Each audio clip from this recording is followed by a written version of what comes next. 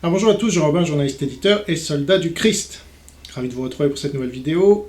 Alors je devais ce matin vous faire une vidéo sur Jacques Bainville et son livre que j'ai terminé sur l'histoire de France, mais le déferlement, le torrent médiatique autour de la mort spectaculaire et inattendue, vraiment impromptue de Kobe Bryant, basketteur américain, me fait changer un peu de programme, parce que ça m'a évoqué beaucoup de choses, et notamment autour de l'idolâtrie. Donc cette vidéo va tourner autour de ce thème, et comme je l'ai dit sur Facebook, je présente évidemment mes condoléances à Kobe Bryant, et il sera peu question de lui, enfin il sera que question de lui, mais je vais plutôt m'intéresser à la manière dont les médias et le grand public en général se sont intéressés à son cas depuis sa mort, là, depuis quelques jours, et qui révèle que l'idolâtrie est une des forces les plus puissantes pour manipuler les gens et pour leur faire oublier tous les principes auxquels ils se disent attachés par ailleurs. Donc, bon, ce qu'on peut dire pour commencer, c'est qu'avec ce décès dans force de l'âge, 41 ans, on a exactement le même âge, hein, d'ailleurs, avec Bryant, on a quelques jours de différence. Je crois qu'il est né le 23 août 78 et moi le 6. Donc, voilà, ça me fait quelque chose, parce que c'est un peu comme si je mourais moi, et voilà, qu'est-ce que j'aurais fait dans ma vie. Et bon, lui, il était très précoce, comme souvent les basketteurs qui réussissent en NBA.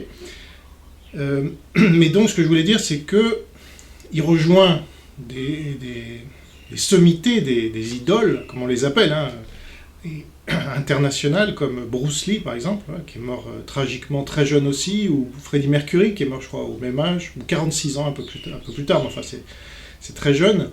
Et ce sont des gens qui, du fait de leur mort très tôt, prennent encore une ampleur supplémentaire. Parce qu'on se dit, mais qu'est-ce qui... En France, on a Balavoine ou Coluche, par exemple. On se dit, qu'est-ce qui serait arrivé encore dans leur vie, qu'est-ce qu'ils auraient fait, on imagine. Bon.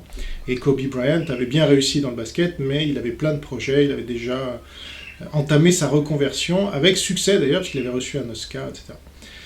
Donc, bon, c'est quelqu'un de très talentueux, évidemment, dans le basket et puis dans la vie en général, un combattant, mentalement très fort, etc. Physiquement aussi, naturellement. Mais moi, ce qui me frappe, c'est donc ce traitement médiatique. Alors déjà, il y a un aspect qui est absolument tu, on dirait. C'est là où je dis qu'on oublie les valeurs. Quand il s'agit de l'idolâtrie, c'est là où elle est supérieure à toutes les autres, on dirait, à toutes les autres valeurs, c'est qu'on oublie qu'il a été quand même accusé de viol et qu'il a dû payer plusieurs millions de dollars à la nana de 19 ans en plus pour qu'elle se la ferme. Donc, quand on est tranquille, quand on n'a rien fait, quand on n'a pas violé quelqu'un, on ne lui paye pas 2 millions de dollars. Enfin, ça c'est un peu mon mode de réflexion, je ne sais pas ce que vous en pensez, mais... Et donc c'est un violeur, très clairement. Il y en a quelques-uns quand même qui ont osé le rappeler, je ne me rappelle pas des noms, mais enfin dans les tweets américains notamment. ESPN, donc une des principales chaînes de sport américaines, a quand même rappelé ça, en passant, hein, rapidement. Mais ce qui domine quand même, c'est l'idole. Ah, formidable, Kobe Bryant, c'était abattant. Il a inspiré toute une génération, ouais, mais il a violé. Alors il a inspiré aussi, il a donné un exemple. Et... Alors déjà, pour le chrétien que je suis, donc le surnom qu'il avait pris suite à ce viol, donc il avait reconnu l'adultère, donc déjà c'était un adultère, avec une jeune fille de 19 ans, donc il avait reconnu à sa femme, oui, bon, j'ai couché avec une autre femme, bon, ça arrive hélas à beaucoup, y compris à David dans la Bible, donc vous voyez, même les meilleurs, mais il avait refusé d'admettre que c'était un viol, évidemment. Enfin évidemment, bon, il aurait pu le reconnaître, mais non, il a préféré payer la nana. Et donc, suite à ça, le retour sur les parquets de NBA était compliqué, parce qu'il se faisait huer par tout le monde, et à juste titre. Et donc, il a trouvé, alors vous allez voir la manipulation, il a trouvé un surnom, qu'il n'a pas inventé, mais enfin qu'il a pris dans Kill Bill. Donc déjà, la référence, Quentin Tarantino, si vous regardez ce film, c'est une horreur, il y a des massacres dans tous les sens. Et à un moment, si vous avez regardé le film, vous vous rappelez, il y a un mamba noir. Donc c'est une sorte de serpent ultra venimeux, ultra agressif, c'est un des plus venimeux qui existent, et qui saute au visage de tout le monde et qui tue tout le monde. Bon. Alors lui, il a choisi ce symbole, sans blague, Le Mamba noir, Black Mamba, c'est devenu son surnom qui s'est auto-attribué. D'habitude en NBA, ce sont les commentateurs, Air Jordan, c'est commentateurs qui ont attribué à Jordan Air Jordan, parce qu'il restait longtemps, on dirait en apesanteur. Mais là, c'est lui-même qui s'est attribué ce surnom après son histoire de viol pour faire oublier tout ça et pour dire voilà, maintenant j'ai changé, parce qu'en même temps qu'il revenait sur les parquets, il y avait son procès. Et donc, il raconte une sorte de dédoublement de personnalité là, parce que sinon il n'aurait pas survécu. Bon, bref, mentalement ça devait être compliqué pour lui, en effet, mais enfin, il fallait assumer, mon gars. Et donc il s'est inventé, et c'est resté, c'est-à-dire tous les commentateurs sportifs, jusqu'aux non-sportifs, donc, ont repris, là, dans les communiqués que vous trouvez récemment, le Black Mamba est mort, bon. Donc, prendre déjà un serpent, donc pour un chrétien, vous voyez un peu la référence, alors lui, il se disait catholique. Ouais. Donc, quand on se dit chrétien, les catholiques se disent chrétiens, et qu'on prend un serpent comme surnom, comme symbole, ouais, c'est pas le symbole le plus chrétien qui soit, c'est le symbole le plus anti-chrétien qui soit, hein, comme on le sait. Le serpent dans la Bible, c'était la forme dans laquelle se serait incarné, c'est incarné, je crois dans la Bible, Satan. Bon, donc déjà il y a ça. Mais ça suffit pas. Vous voyez que donc l'idolâtrie, parce qu'une idole, hein, c'est ce que Dieu nous met en garde contre l'idolâtrie. Il y a tout un tas de formes d'idolâtrie. Ça va des statues qu'il ne faut pas idolâtrer, donc, à Jésus qu'il ne faut pas créer à notre image, comme je le reproche moi à beaucoup d'évangéliques et à beaucoup de catholiques, papistes, hein, qui créent un Jésus qui n'a rien à voir avec celui de la Bible. Donc ça, c'est de l'idolâtrie aussi. Et puis vous avez un dernier cas, c'est avec les moyens modernes de communication, si vous faites d'un homme, généralement, une idole, une star, comme on dit. Mais voilà, American Idol, c'était ça, c'est l'idole américaine, donc on n'a aucun problème avec ce terme dans les médias mainstream. Et on reprend ça, donc ça devient un surhomme. Et alors, du coup, le sacro-saint principe d'égalité passe à la poubelle avec l'idolâtrie, parce que là, vous aviez, donc, dans cet hélicoptère, sur lequel je reviendrai, vous aviez Kobe Bryant, et puis vous aviez 8 autres personnes, quand même, dont le pilote, et puis 7 autres, on va dire, non-pilotes, dont sa fille, dont un couple, dont, etc. Alors, à votre avis, de qui parlent les médias à 99,99% hein? Eh ben, des autres. Enfin, de Kobe Bryant plutôt, pas des autres. Donc les autres, bah, ils n'existent plus. Alors, ils sont morts aussi, dans le même crash, etc. Mais comme ils n'étaient pas une idole, on n'en parle pas. Comme ça, en passant, oui, au fait, il y avait 7 autres personnes, on ne dit pas qui c'est, on ne dit pas. Bon. Donc ça, c'est triste, parce que vous voyez, le principe d'égalité, là, vous voudrez que, bah, y a 9 personnes, qui étaient ces 9 personnes? Non, c'est que Kobe Bryant. Ah bon, c'est intéressant. Donc, le principe d'égalité n'existe plus. Le principe de, attention, écologie. Ah ouais, le gars prenait l'hélicoptère tous les jours, on nous dit, hein, dans les rapports qui sont faits là, de sa mort, et d'ailleurs, il est mort dans cet hélicoptère-là. Alors, l'hélicoptère, est-ce que ça produit plus de CO2 qu'une voiture, qu'il aurait même une limousine, même un 4x4, ce que vous voulez, qu'il aurait pris pour faire ces transports-là dans Los Angeles, à votre avis? Donc ça, on s'en fiche, personne n'en parle. Ah bah, le gars, alors, en plus, il est de Los Angeles, justement, c'était un Lakers, c'est l'équipe locale, et donc là-bas, c'est, attention, hein, Al Gore, le réchauffement climatique, le CO2, etc. Ben ça, on s'en fiche, vous voyez, il y a l'idolâtrie, c'est plus important. Ah bon. Et puis, bon, au niveau sportif, c'était un grand sportif, évidemment, mais est-ce qu'il a révolutionné son sport? Non. Puisqu'en fait, il était une copie de Jordan. Voilà. Donc c'est Jordan qui a révolutionné le sport en général, et puis la NBA en particulier, le basket, mais Bryant, lui, il a fait que copier Jordan, qui s'en plaignait suffisamment. D'ailleurs, il disait, mais il m'a volé tous mes... He stole all my moves. Voilà ce que disait Jordan. Il a piqué tous mes mouvements, là, notamment un mouvement très connu, le fade away. Bah, Bryant lui a piqué exactement quand vous regardez. Donc, moi, je préfère l'original à la copie, déjà. Mais, quand vous avez une idole qui meurt, ah non, ça compte plus. Pareil, 6 mois avant sa mort, il critiquait son collègue Shaquille O'Neal parce que je m'intéresse un peu à la NBA, comme vous vous en doutez, et donc il le critiquait il y a 6 mois en disant s'il avait If he had my work ethic, he would have 12 rings. S'il avait mon éthique de travail, il aurait eu 12 bagues, c'est-à-dire il aurait gagné 12 fois la NBA, le championnat, au lieu de l'avoir gagné 4 fois. Et donc Shaquille O'Neal, je veux dire, il a été humilié par cette déclaration de Kobe Bryant, donc ça ne le dérangeait pas d'humilier comme ça ses anciens coéquipiers, grâce à qui il avait gagné 3 titres NBA, excusez du peu. Bon, donc, mais ça c'est oublié, vous voyez, il est mort donc. Bon. Alors, certes, il y a un respect dû aux morts, mais là il y a quelque chose que je ne comprends pas aussi. Quand on est chrétien, on doit se réjouir que le chrétien qui meurt rejoigne le Seigneur, parce qu'on est dans un monde de pécheurs, et le paradis n'a plus de péché. Et donc il y a notamment un verset qui me vient en tête quand il s'agit de ça, c'est Philippiens 1,21, car Christ est ma vie et la mort m'est un gain. Alors, est-ce que ça s'appliquait à Kobe Bryant? Bon, alors, Christ est ma vie, déjà il a violé. Bon, c'est pas terrible. Ensuite, est-ce qu'il a donné tout son argent? Parce que c'est ça, Jésus dit, très difficile pour...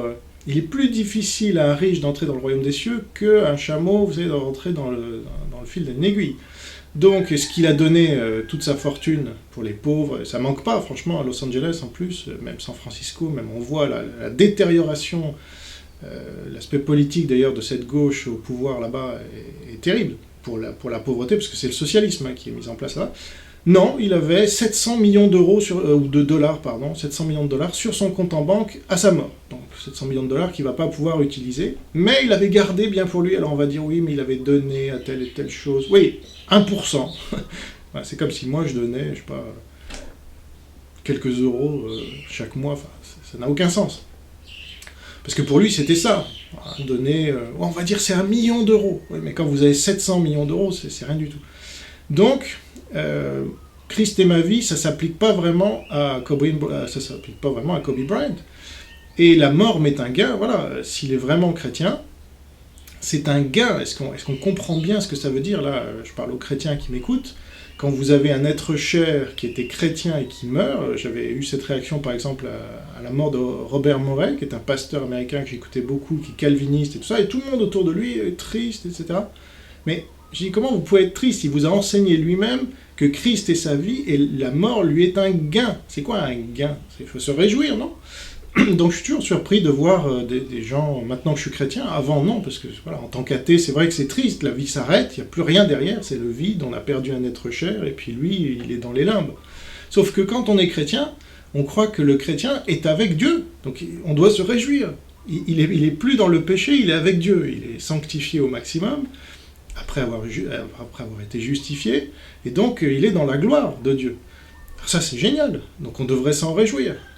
D'ailleurs, un cœur joyeux est un bon remède, et un esprit abattu dessèche les eaux, nous dit Proverbe 17-22. Donc tout colle là pour dire que, bon bah, normalement, ça doit être une fête, et j'espère qu'à ma mort, qui arrivera hélas, c'est comme ça, mes proches se réjouiront, ceux qui seront encore là, se réjouiront et ne seront pas tristes, parce qu'ils sauront, s'ils sont chrétiens évidemment, ils sauront que je suis avec Dieu. Donc il y a... Bon. Mais là, non, c'est pas ce qu'on voit. On voit que des gens qui pleurent partout, des anciens basketteurs, des commentateurs de basket, des gens qui l'ont connu, des réalisateurs. Parce qu'il était à Los Angeles, et donc il était dans tout ce milieu-là. Donc ça, voilà, il a eu une vie de débauche et de dépravation, parmi lesquels il y a eu un viol, mais il y a tout ce qu'on ne sait pas, évidemment. Et d'ailleurs, il y en a un qui a bien profité de cette mort de Kobe Bryant, c'est Kawhi Leonard. Donc, Kawhi Leonard, c'est mieux en anglais, mais Kawhi Leonard, en français, était dans un club de strip la veille, ou je sais pas, l'avant-veille de la mort de Kobe Bryant, je crois la veille. Et donc les images qui ont été prises là-bas, on le voit en train d'être avec des danseuses nues, ça commençait à faire un buzz contre lui et son image. Et donc, comme Bryant est mort peu de temps après, tout le monde est parti sur l'histoire de Bryant et l'histoire de Leonard, tout le monde s'en fichait. Et donc on a même demandé à Leonard de réagir, et si Bryant n'était pas mort, on lui aurait évidemment demandé de réagir sur son histoire de striptease. Mais là, plus personne ne lui posait la question du coup, donc ça c'est bien tombé pour lui. En tout cas, voilà un que ça a sauvé, en tout cas. Il a dû avoir chaud aux fesses. Donc voilà, ce que je voulais vous dire, c'est que cette idolâtrie-là est très puissante. Elle fait oublier quasiment tout le reste. Donc je vous ai parlé de l'égalité, je vous ai parlé du réchauffement climatique, tout ce qu'on nous rabâche là. J'aurais pu vous parler de la fortune. Bon, ce gars-là, comme je vous l'ai dit, il a quasiment rien redistribué, mais il a gagné des millions et des millions. Qu'est-ce qu'il en a fait? En quoi il a aidé les autres? Moi, si j'ai 700 millions de dollars, vous croyez bien que... Vous pouvez avoir à 1 million de dollars, vous avez une propriété décente, vous allez pouvoir 700 propriétés. Ça rime à quoi tout ça? Donc ces gens-là ont perdu tout sens de la proportion et tout sens de l'altruisme le plus basique, mais ils se disent quand même de gauche, parce que voilà, la NBA malheureusement est très orientée à gauche. Vous avez toutes ces manifestations, bon, la plupart sont noirs, mais malheureusement c'est pas des noirs des républicains, c'est des noirs plutôt des démocrates. Et vous avez de Stephen Curry à LeBron James, des gens qui ont fustigé l'élection de Donald Trump et qui ont dit qu'ils n'iraient jamais à la Maison Blanche s'ils gagnaient la NBA. Et Kobe Bryant baignait dans ce truc-là, il en était même à l'instigation, enfin, ça faisait partie. Il n'y a que Jordan qui, parmi les grandes stars, se prononce pas au niveau politique comme ça, donc il faut rester neutre. Mais vous ne pouvez pas être à Los Angeles comme LeBron James ou Kobe Bryant et rester neutre. Non, c'est pas possible. Il faut être contre les républicains. Donc tous ces gens-là favorisaient, et Bryant notamment, favorisait toutes ces dérives-là qu'on voit d'idolâtrie en général et de... La liste est tellement longue, mais de la Californie, vous avez énormément de choses négatives qui nous viennent. Hein. À commencer par la dite révolution sexuelle, une partie de mai 68 vient de là d'ailleurs. Vous avez tous les GAFA qui sont là-bas. Vous avez Hollywood évidemment. Donc ils baignaient dans ce monde-là avec toutes les stars, vous savez, toutes les idoles et tout, que Ricky Gervais a bien remis en place au dernier Golden Globe. Petite parenthèse, je vous invite à voir cette vidéo aussi. Voilà, mais il faudrait plus de Ricky Gervais et moins de Kobe Bryant. Bon, Kobe Bryant est mort avant Ricky Gervais, mais ça ne va pas vraiment compenser. Aujourd'hui, la balance est complètement dans un sens, en tout cas en Californie, et l'élection de Trump est heureusement contrebalancée. Donc moi, je terminerai là-dessus d'ailleurs, c'est que 2 semaines avant était mort quelqu'un, dont quasiment aucun média français, évidemment, mais même internationaux n'a parlé, c'est Roger Scruton. Donc c'est un autre anglo-saxon, anglais celui-là. Alors lui, c'est un des plus grands philosophes contemporains, anglais, et conservateur, évidemment. Donc personne n'en parle. Voilà, vous trouverez un article dans Le Monde et puis un article dans Le Figaro, mais c'est à peu près tout. Donc ça, c'est triste quand même, parce que vous voyez le poids de l'idolâtrie. Un Kobe Bryant, qu'est-ce qu'il a apporté à l'humanité, ce type-là? Bon, il a permis à des gens, à des millions de gens, c'est vrai, de passer des bonnes soirées devant leur télé, ok, bon, super. Mais un Roger Scruton, quand même, a apporté beaucoup plus à l'humanité. En 40 ans, il s'est battu notamment contre le communisme, en développant des universités libres là-bas, au temps du communisme. Il a été reconnu pour ça. Il faisait éditer des samizdat, etc. Il prenait des risques pour sa vie, hein, ce que n'a jamais fait Kobe Bryant, à ma connaissance. Et donc, pour lutter contre le totalitarisme, voilà, et aujourd'hui, il était évidemment contre l'islam, il était contre tous les totalitarismes. Vous ne trouverez jamais une seule déclaration de Kobe Bryant contre l'islam, c'était plutôt le contraire. Tous ces gens-là étaient pour l'immigration à fond des Mexicains aux États-Unis, pour la submersion migratoire, pour... j'imagine l'islam était ça. Voilà. Scruton, non. Scruton, donc il a été reconnu par Orban notamment, président de la Hongrie, président calviniste de la Hongrie, comme une personne très importante au moment où la Hongrie était sous le joug communiste. Et idem en Pologne, et idem, voilà.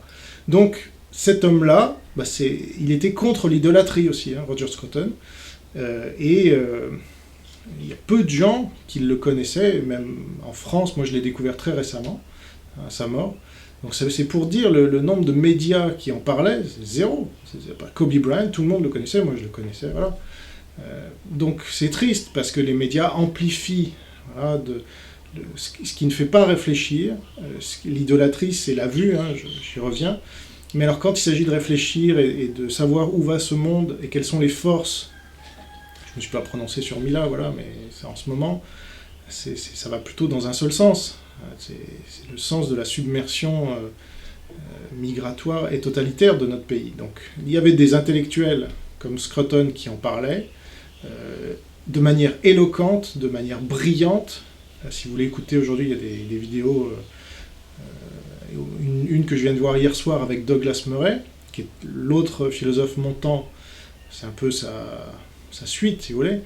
Et heureusement, l'Angleterre arrive à se renouveler. En France, vous allez chercher longtemps. Hein. On en a tellement peu qu'on est obligé de les faire venir du Québec, vous voyez, comme Boc-Côté. Et c'est pas franchement le top non plus. Mais... Ah, il y a Zemmour. Ah, c'est bon, alors on est sauvé. Non, mais franchement. Donc il n'y a rien en France. C'est du niveau de Scruton, par exemple. Celui à qui on pourrait le comparer un peu, c'est Finkielkraut, mais franchement, il n'arrive pas aux chevilles de Scruton. Bref. Et donc les médias nous en parlent pas, nous informent pas, voilà, font pas leur boulot. C'est pour ça que je continue Fake News France et que je continuerai longtemps. C'est pour essayer d'apporter une sorte de contre-pouvoir et je vous demande de m'aider parce qu'il y a du boulot et il y a des forces considérables en face. Hein, voilà. Donc, je vous remercie pour votre attention. Je pense ne rien avoir oublié, mais si j'ai oublié quelque chose, tant pis. C'est déjà assez long. Et à bientôt pour une prochaine vidéo. Merci pour votre attention, j'ai déjà dit. Donc, vive le Christ Sauveur et vive la France. Au revoir.